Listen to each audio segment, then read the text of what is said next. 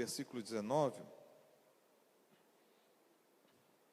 eu estava lendo aqui esses versículos, que diz assim, Atos 14, 19. Sobrevieram, porém, uns judeus de Antioquia e Icônio, que, tendo convencido a multidão, apedrejaram a Paulo e o arrastaram para fora da cidade, cuidando que estava, o quê? Morto.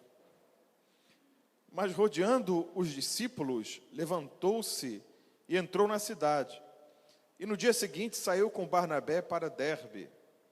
E tendo anunciado o evangelho naquela cidade, feito muitos discípulos, diga comigo, feito muitos discípulos. Voltaram para Listra e Icônio e Antioquia, confirmando o ânimo dos discípulos, exortando-os a permanecer na fé, pois que por muitas tribulações nos importa entrar no reino de Deus. É um texto assim curioso, esse aqui. Você prestou atenção no que aconteceu aqui? Aqui diz que, no capítulo 14, fala quando o evangelho foi pregado em Icônio, em Listra, em Derbe, houve uma perseguição, e eu li aqui já nessa parte aqui em que pegaram Paulo, versículo 19, sobrevieram uns judeus de Antioquia e de Icônio, convenceram a multidão, incitaram a multidão. Quando a gente lê aqui multidão, lá em Atos, quando fala sobre os discípulos que estavam reunidos no dia de Pentecostes, diz que haviam aproximadamente 120 pessoas, e era a multidão de aproximadamente, quando se fala de multidão, a gente tem uma ideia assim de uma, multidão, a gente pensa logo 500 mil pessoas, 500 ou 1.000 ou mais pessoas, não é 500 mil, 500 ou 1.000 ou 1.500, a multidão, mas 120 já é uma multidão, segundo a Bíblia menciona. Não sabemos exatamente quantos eram, mas eram uma quantidade de pessoas razoável para que se fosse registrado aqui que uma multidão foi convencida por esses judeus de Antioquia e de Icônio a apedrejarem Paulo. Naquela época a pedra era muito comum, porque as ruas não eram asfaltadas, não eram calçadas, então era muito comum achar pedra nas ruas, pedras não era difícil não. Fora da cidade, apedrejaram Paulo. Eu quero fazer uma pergunta para você nessa noite, antes de nós orarmos, antes de nós apresentarmos a Deus as nossas causas. Quanto tem custado para você servir a Jesus? Quanto tem custado para você servir a Jesus? Você vê aqui a história de um homem, o apóstolo Paulo, que é tão mencionado nas nossas pregações, tantas epístolas ele escreveu. Você vê que um homem, um apóstolo, um discípulo, um homem que Jesus escolheu para que desse continuidade à obra que Jesus veio fazer aqui na terra, foi apedrejado e dado como morto. Quanto tem custado para você servir a Jesus? Tem custado alguma coisa? Tem custado alguma coisa? Talvez, a gente hoje, no nosso contexto de vida aqui, embora a gente saiba que há países em que há perseguição, e crentes estão sendo queimados, já falei isso aqui, cristãos estão sendo presos, torturados, enfim. Mas para nós existem outras formas de pagarmos o preço por estarmos servindo a Jesus. Sim ou não? Não, nós não, graças a Deus aqui no Brasil, para servir a Jesus, a gente não precisa sofrer nada. É fácil, é tranquilo. Vamos dizer, fácil reunir, não é problema isso, reunir, adorar a Deus e tal. Mas servir a Jesus, no dia a dia, dar um testemunho da nossa fé em Cristo, confrontando com sistemas mundanos, malignos, terríveis, perversos mesmo, lá no seu trabalho, não compactuar com fraudes, com sonegação de impostos, com situações que muitas vezes custam o próprio emprego de uma pessoa. Quando o patrão exige que você faça algo e você não, eu não faço isso. Ah, então eu vou te mandar embora. O que eu posso fazer? Quando nós somos confrontados com a nossa fé, quando nós somos caluniados, então nós de alguma forma pagamos um preço para servir a Jesus. Somos apedrejados de outra forma, não com pedras. Somos apedrejados com palavras duras, palavras fortes, com traições, com situações que causam uma dor, às vezes uma pedrada, às vezes uma tijolada. Sim ou não? Você nunca, eu não vou nem, eu só estou falando assim, mas você não precisa levantar a mão, mas quantos já não passaram por isso? Por alguma situação? Quantos não têm passado? E se não passaram, se você é um crente fiel, serve a Jesus de coração, ama a Jesus, ama a Deus, vai passar por isso. Não tenha dúvida que você vai passar por isso. Você vai pagar um preço, todos nós vamos pagar um preço para servir a Jesus, para andar como Ele andou, para seguir as suas pisadas. Nós vamos pagar um preço. Então, veja só o que aconteceu aqui. Uma multidão foi convencida a apedrejar Paulo, arrastaram para fora da cidade e o deram como morto. A multidão se afastou, foi embora, os discípulos vieram, o rodearam, levantou-se e entrou na cidade com eles. E no dia seguinte, saiu com Barnabé para Derbe. Veja, amados, parece que é uma narrativa assim, sem importância, mas é um irmão nosso, um crente em Jesus, um homem muito usado por Deus. Se ele passou isso, será que eu não vou passar nada? Se Paulo, o grande apóstolo Paulo, que milagre de tanto, Deus usou tão poderosamente, será que eu não vou passar nada? Veja que no dia seguinte ele saiu para continuar fazendo a obra. Ele não ficou aquela semana ali para falar, para conversarem sobre o que tinha acontecido, para falar sobre as pessoas que tinham estado lá e apedrejaram. Viu? Tinha fulano de tal que também apedrejou. Olha, eles não estavam nem aí, Paulo, para aquilo que tinha acontecido. Ele virou a página, no dia seguinte se levanta, não é? É como que levantou, sacudiu a poeira. É claro que devia estar machucado. Não é possível que uma pessoa que é apedrejada e dada como morta não teve nenhum ferimento. O que você acha? Não é possível uma pessoa que é apedrejada e dada como morta estava sem nenhum ferimento. É claro que estava com algum ferimento, estava ferido. Sacudiu a poeira, fez lá uns curativos lá, não sei o que foi feito, mas a palavra diz que no dia seguinte eles foram em frente. No dia seguinte, versículo 20, saiu com Barnabé para Derbe, e tendo anunciado o evangelho, ele continuou fazendo o quê? O que ele estava fazendo.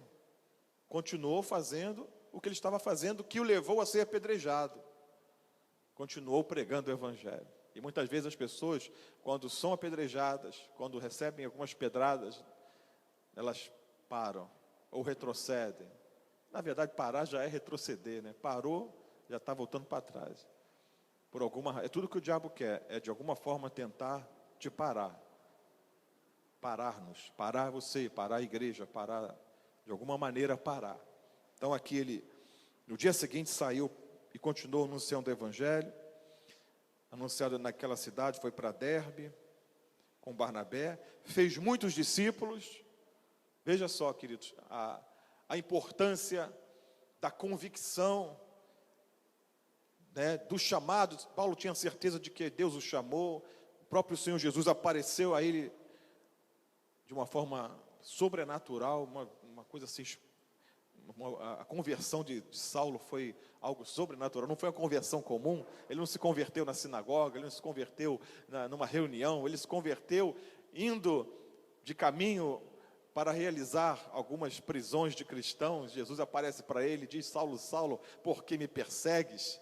Ele teve ali um encontro com Jesus, sua vida foi transformada, ficou cego, depois recobrou a vista e começou a pregar o Evangelho. Fizeram muitos discípulos, e o versículo 22.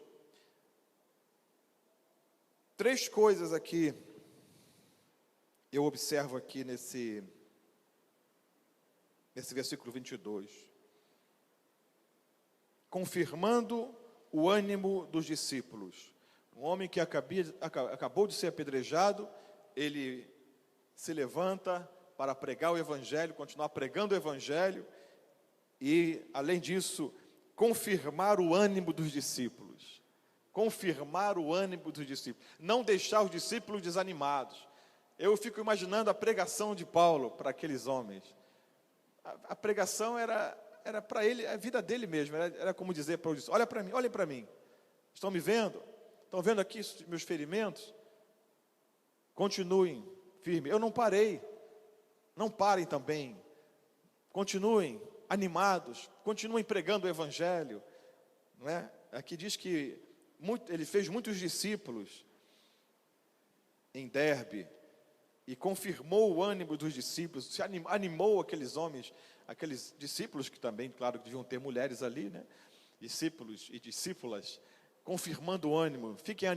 Não se desanimem por minha causa. Agora, se Paulo tivesse desistido, depois foi apedrejado, escapou da morte, agora ele recuou, não vou mais, agora eu vou ter mais cautela, não vou pregar, vou dar um tempo da igreja, da sinagoga.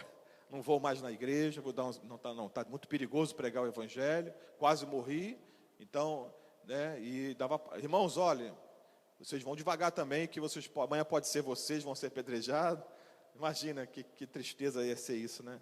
Confirmando o ânimo dos discípulos. Depois, a segunda coisa que ele também fez, exortando-os a permanecer na fé. Então, confirmando o ânimo dos discípulos, exortando-os a permanecer na fé. Como eu tenho falado aqui, que há uma pergunta, né, que Jesus deixou sobre os últimos dias, né? Porventura, quando vier o Filho do Homem, achará fé na terra? E que Paulo exorta os discípulos a permanecer na fé. Permaneçam na fé, não se desviem da fé, não apostatem da fé, não duvidem, não retrocedam, não sigam outro caminho. A Bíblia diz que devemos olhar para quem? Para Jesus, autor e consumador da nossa fé. Não olhem para as circunstâncias, não olhem para aqueles que, amados, naquela época haviam discípulos, haviam pessoas que desistiam. Haviam pessoas que se desviavam. Paulo mesmo faz menção de companheiros que o acompanhavam nessas viagens, nas viagens dele, e que o abandonaram depois. Alguns até voltaram, e outros realmente desistiram. Naquela época tinha também isso, não é? Pessoas que, como tem hoje, pessoas que não estão caminhando mais, voltaram atrás, estão fazendo as coisas que faziam antes, vieram a igreja, aceitaram a Cristo, foram para o encontro com Deus, foram batizados nas águas, né? Até mesmo ocuparam cargos na igreja, pessoas que não permaneceram na fé. Então Paulo confirmou o ânimo e exortando-os a permanecer na fé. Permaneçam na fé. Não é por um tempo, não é por um ano, a Bíblia diz que ser fiel até a morte e dar-te a coroa da vida. Então, até o fim. Não tem voltar para trás, nada disso. A Bíblia diz que aquele que põe a mão no arado não pode nem olhar para trás. Tem que ir em frente. Amém? Exortando-os a permanecer da fé. E há uma tradução que eu estava lendo, que a terceira, nessa minha tradução já não faz menção, mas a terceira atitude de Paulo, a primeira no versículo 22, confirmando o ânimo, exortando-os, e há uma tradução que diz, e mostrando, aqui na minha tradução diz, pois que por muitas tribulações nos importa entrar no reino de Deus, mas há uma tradução que diz, e mostrando-os que por muitas tribulações nos importa entrar no reino de Deus. Como que Paulo mostrava isso? Como que Paulo poderia mostrar àqueles discípulos que por muitas tribulações nos importa entrar no reino de Deus? Como? Mostrando a sua própria vida, mostrando o que lhe havia acontecido, as prisões, a perseguição, o apedrejamento. Esse é o evangelho de Jesus Cristo. Dizer, como nós ouvimos aqui domingo, dizer, né, não existe um evangelho, servir a Jesus, não existe um evangelho que não tenha a cruz, que não tenhamos que carregar a nossa cruz, como Jesus disse: se alguém quer vir após mim, negue-se a si mesmo, tome cada dia a sua cruz e siga-me. Ou seja, você vai sofrer. E aqui está dizendo que por muitas tribulações nos importa entrar no reino de Deus. Mas a boa notícia é essa, é que se nós permanecermos na fé, nós vamos entrar no reino de Deus. Amém, querido? E eu vou dizer para você, que parece ser uma coisa assim: pô, pastor, não tem como ser sem sofrimento, não tem como ser de outra forma, tem que ser sofrendo. E o sofrimento é o privilégio. O cristão que sofre por amor a Cristo é bem-aventurado, é privilegiado, não é? Meu Deus do céu, vou provar isso na palavra. Gálatas capítulo 6, versículo 17. Gálatas 6, 17. O que diz? O apóstolo Paulo falando, escrevendo aos Gálatas, capítulo 6, 17. O que fala aí, Joab? Desde agora então, ninguém me inquiete, porque trago no meu corpo as marcas do Senhor Jesus. Vendo aí, mano? Caramba. O que seriam essas marcas? Justamente o que ele passou. Os açoites, que ele fala, uma quarentena menos um. Quando Paulo relata o que ele passou, né? Os jejuns, naufrágio. No Novo Testamento, é um personagem assim que dos mais usados por Deus, que estão na Bíblia registrados. Assim, o apóstolo Paulo teve assim, além dos escritos, mas assim, como ele ia em cidades, abrindo as igrejas, enfim. E aqui ele fala em Gálatas que ele trazia no corpo dele as marcas. As marcas. Como eu falei, você pode, como eu, pode não ter uma marca de que, olha, aqui a marca aqui, ó, essa cicatriz, quando eu estava pregando, aí um cara avançou em mim e me feriu uma faca, foi uma pedrada que eu levei. Uma vez a gente estava pregando aqui, fazendo um culto de evangelismo aqui na praça da Pavuna, ali na Pavuna. Aos sábados a gente fazia um evangelismo ali na nossa igreja, e a gente fazia assim uma roda, levava a bateria, levava um microfone, fazia ali um evangelismo, distribuía folhetos, fazia um culto assim na praça. Eu me lembro como se fosse hoje que um camarada veio, ele estava bêbado, ele pegou uma garrafa, ele quebrou num banco daqueles de concreto, né, da praça, ele quebrou, ficou com aquele, segurando pelo gargalo, e aquelas pontas dos vidros, né, assim, e começou a dar voltas em volta do povo, rodear o povo. Teve um irmão que ficou preocupado, perguntou se não tinha que chamar a polícia, melhor chamar a polícia, não?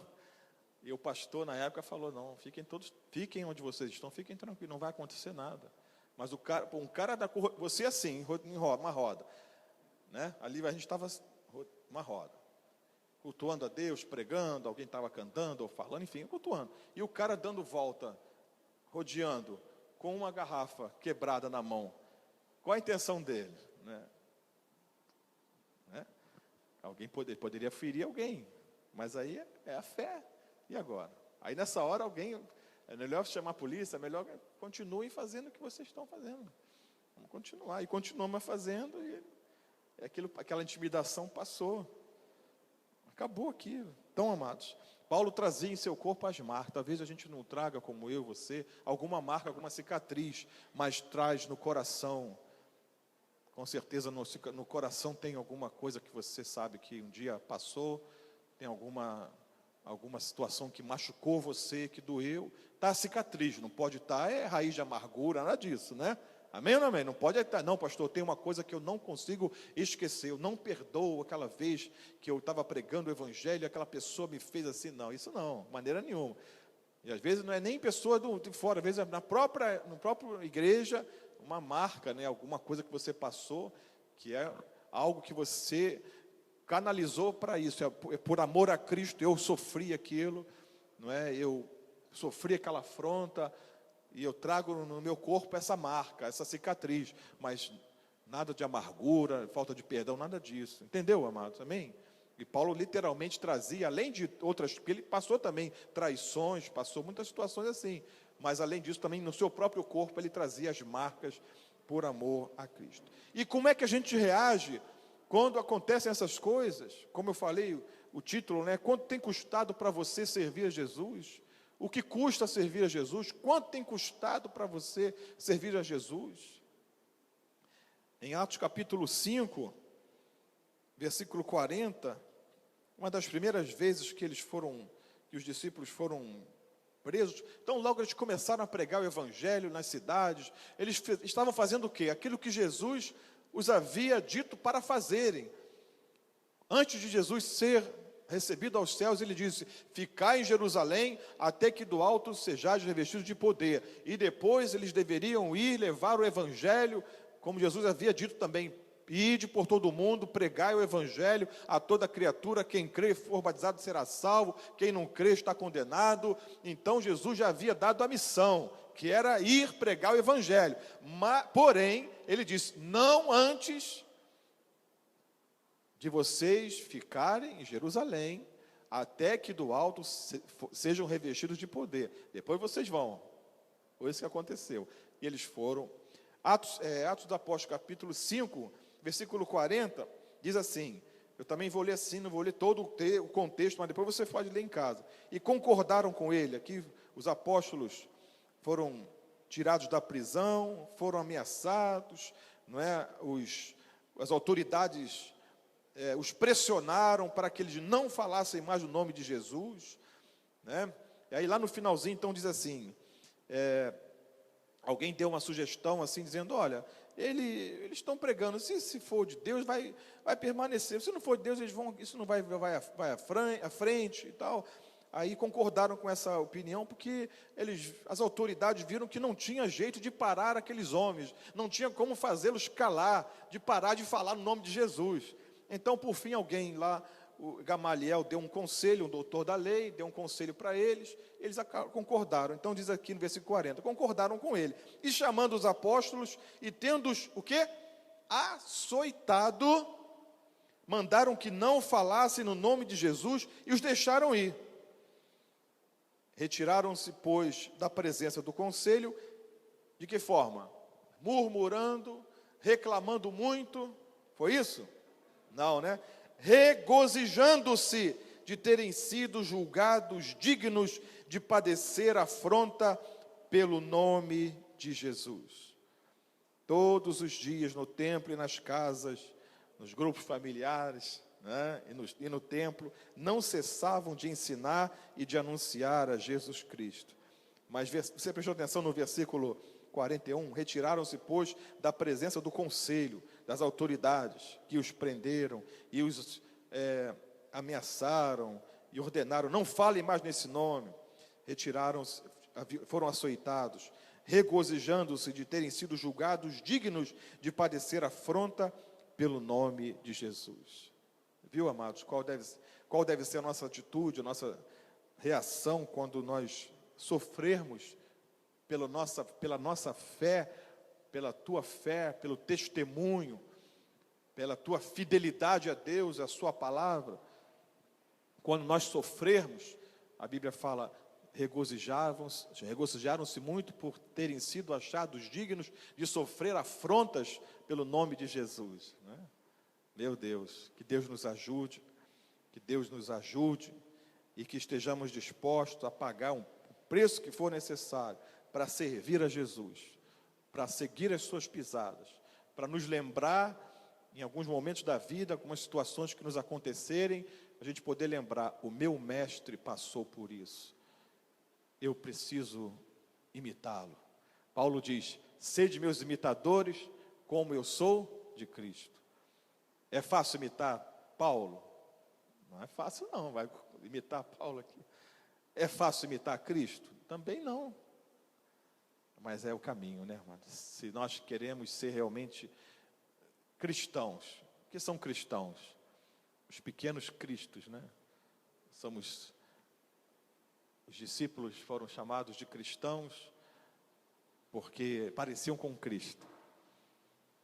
Que Deus nos ajude assim, parecer com Ele, ser a sua imagem, ser a sua semelhança, até nesses momentos que temos que sofrer, de alguma forma, pela nossa fé, pelo nosso testemunho, em nome de Jesus. Amém? Vamos ficar de pé. Que importa que por muitas tribulações entremos no reino dos céus. Paulo exortava a permanecerem na fé, confirmava o ânimo: não desanimem.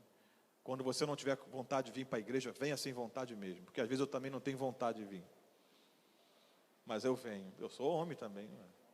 Eu sou homem, eu venho sem vontade, mas eu vou, porque eu sei que é o lugar que Deus quer me encontrar. E aqui tudo muda. Eu posso garantir para você que já algumas vezes eu não tive vontade de vir para a igreja, mas eu posso também garantir para você que todas as vezes que eu vim sem vontade, eu vi como eu iria me arrepender muito se não tivesse vindo. Eu vi o que eu iria perder. Eu vi que realmente eu tinha que vir, porque isso é coisa da nossa carne, né? A carne é fraca, a carne muitas vezes tem as suas razões, mas o Espírito está pronto, e o Espírito quer estar ligado a Deus, quer estar ligado a Deus, em nome de Jesus. Aleluia. Pai querido, em nome de Jesus, que nós nessa noite possamos ter aprendido um pouquinho mais acerca do que é servir